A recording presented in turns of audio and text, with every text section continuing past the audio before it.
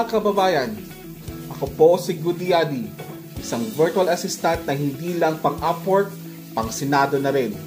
Matagal na ako nasa public service kasi public na public ang profile ko sa Online Jobs PH, Upwork at Facebook groups ng mga VA. Narito ang aking plataforma para sa kaunlad ng mga virtual assistants at mga puyat workers ng ating bayan. Una, bawal ang mabagal na Internet Act.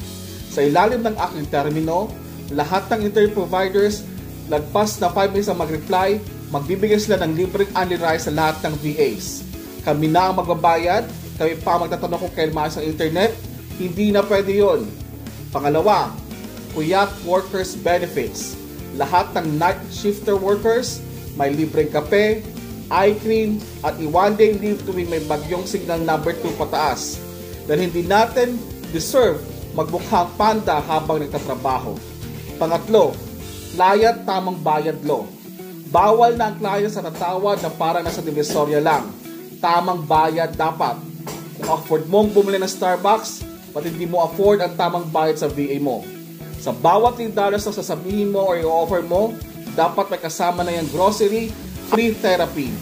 Mga kapwa ko VA, mga night shift warriors, at mga puyat sa pag-scroll ng TikTok at Facebook, ang laban na ito ay para sa atin.